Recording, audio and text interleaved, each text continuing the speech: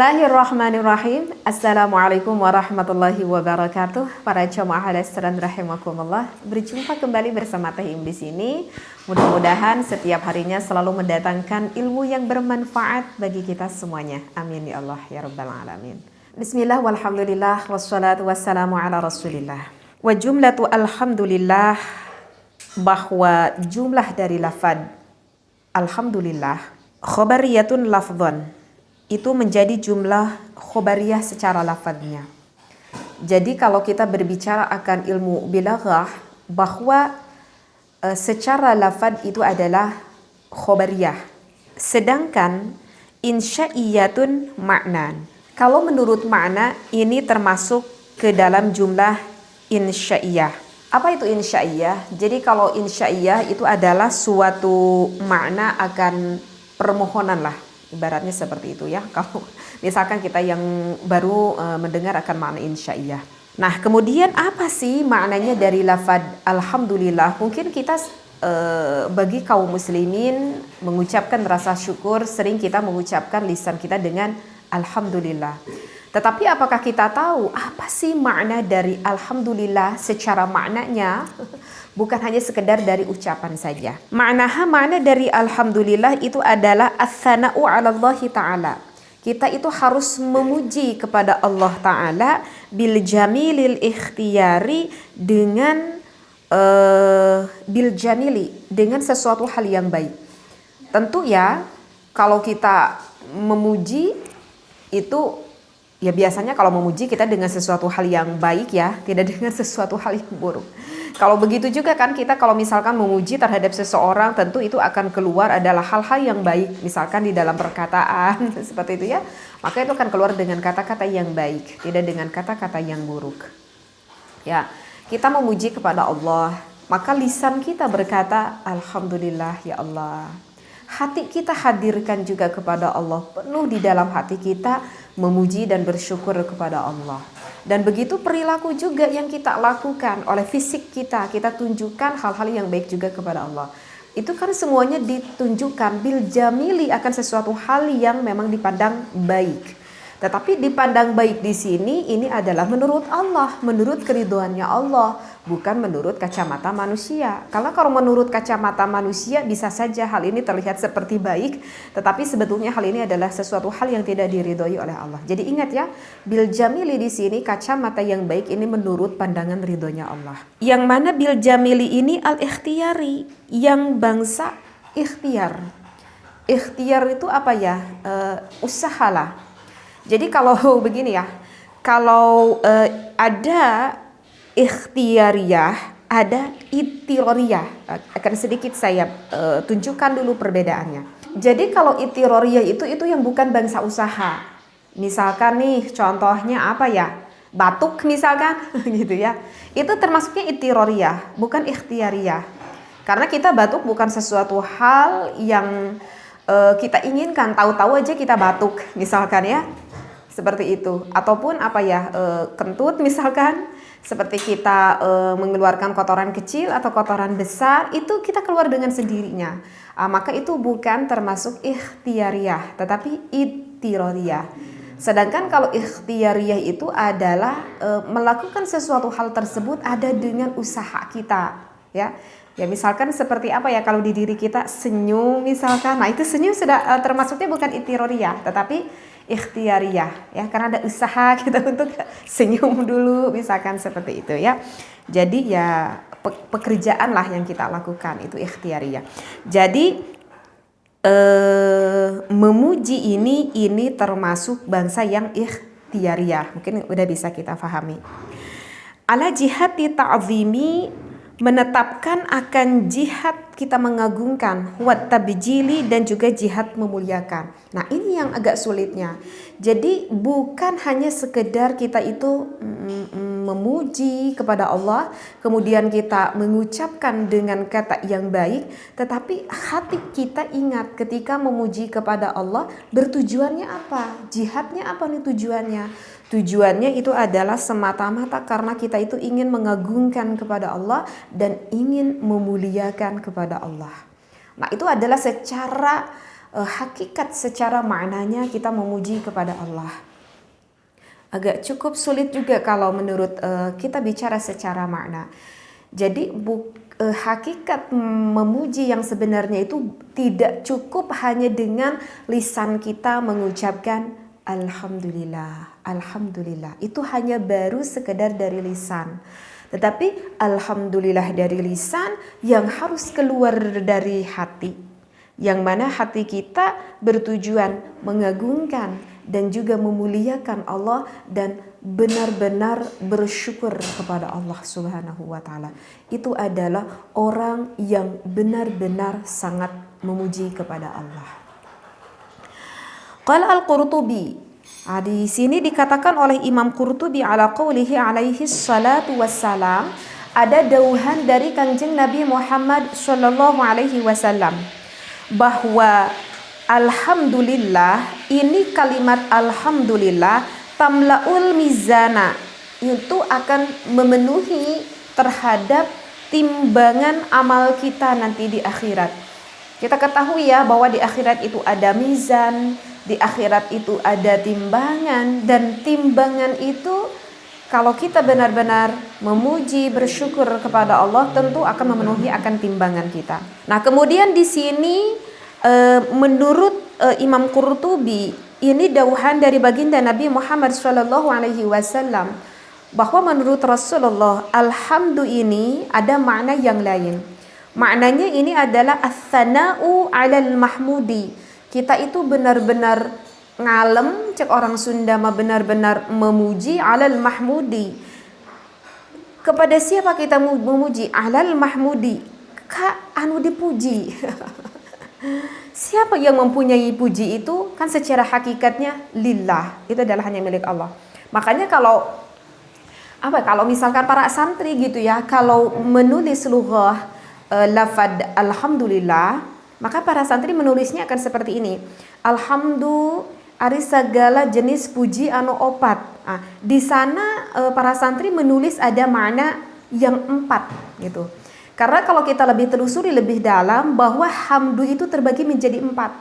Yang pertama itu ada qadim ala qadim, kemudian ada qadim ala hadis, ketiganya ada hadis ala qadim, dan yang keempatnya itu adalah hadis ala hadis.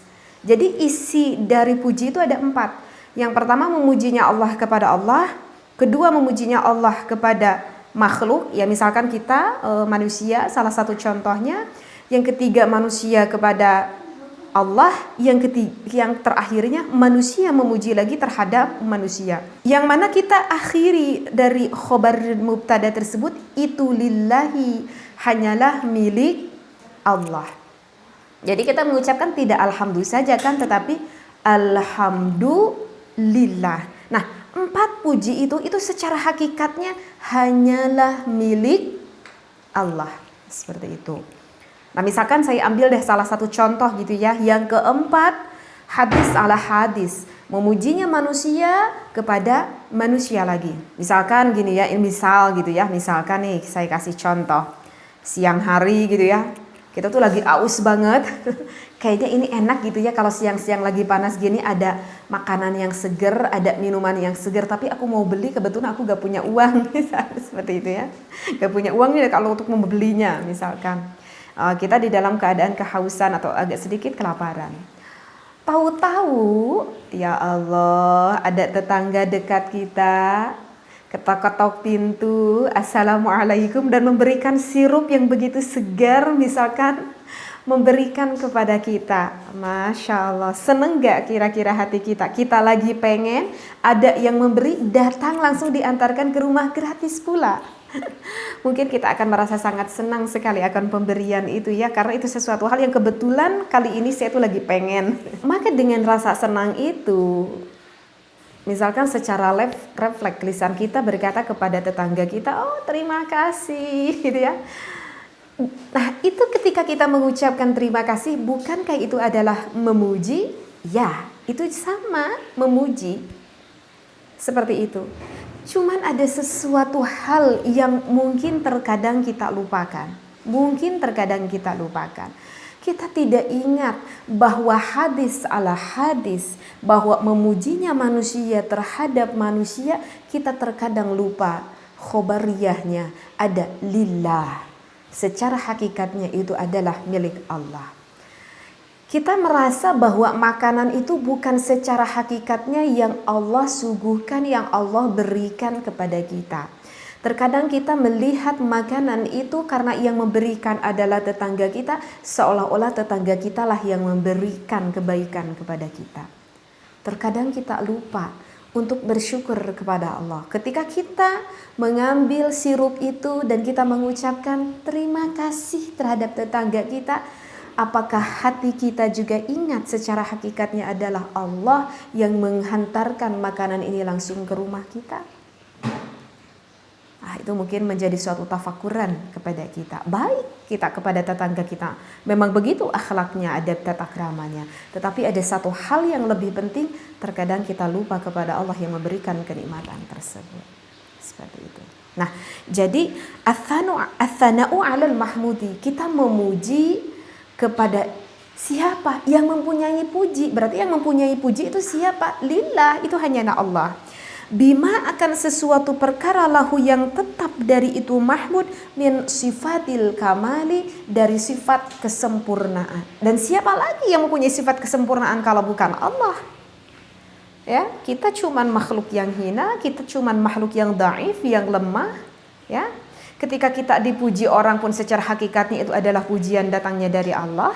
Makanya ketika ada yang memuji kepada kita, ya sangat tidak pantas sekali kalau kita menjadi orang yang takabur, karena secara hakikatnya semuanya adalah milik Allah.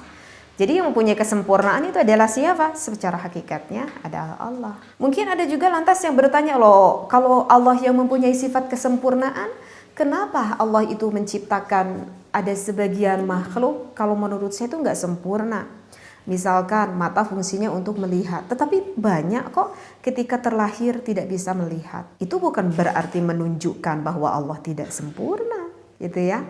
Karena setiap apapun yang Allah buat, kita sebagai manusia terkadang tidak bisa membaca akan seluruh hikmah yang Allah buat untuk kita semuanya.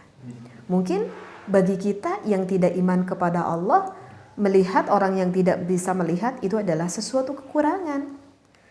Tetapi secara hakikatnya hikmahnya begitu besar yang Allah berikan terhadap orang yang tidak bisa melihat tersebut.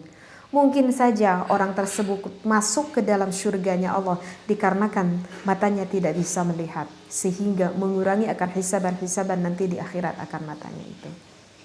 Hikmahnya kita tidak tahu, ya. Faman hamidallaha ta'ala, maka siapa saja orang yang memuji kepada Allah, tetapi ini nih yang sudahnya.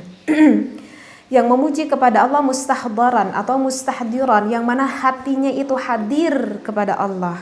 Makna alhamdi akan memahami sekali akan maknanya ini alhamdu, imtala'a mizanuhu, maka akan menjadi penuh timbangan kita nanti di akhirat minal hasanati, dari kebaikan-kebaikan.